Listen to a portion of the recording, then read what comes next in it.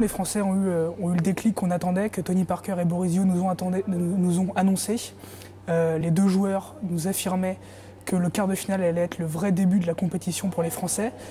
Et ils ont été là, ils ont répondu présent. Je pense même qu'on peut dire qu'ils ont fait un match parfait.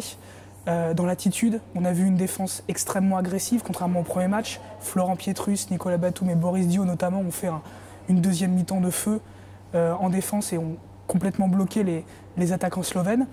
Tony Parker offensivement a été incroyable, le Tony Parker de San Antonio, le Tony Parker qu'on veut voir dans cet Euro.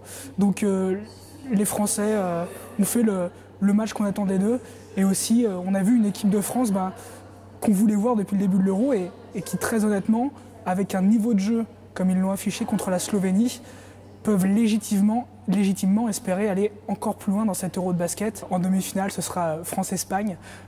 Quelque chose qui devient maintenant un grand classique du basketball et malheureusement un classique un peu négatif pour l'équipe de France qui reste sur des éliminations dans toutes les grandes compétitions quasiment face à l'Espagne, qui reste sur une série désastreuse de défaites contre les Espagnols. La dernière en date à Montpellier pendant les matchs de préparation, d'un seul point dans les dernières secondes.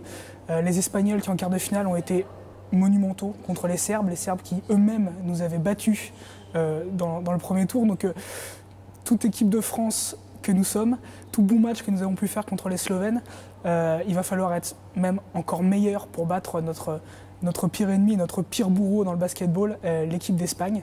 Mais bon, on peut leur faire confiance, on sait que les Batum, les Parker, les Dio sont revanchards et ils commencent à en avoir vraiment marre de ces défaites à répétition contre les Espagnols. Et puis on le sait, toute série a une fin et je pense que là, demain soir, ce sera le meilleur moment pour mettre fin à cette série et battre l'Espagne et aller en finale et puis après décrocher l'or à cet Eurobasket.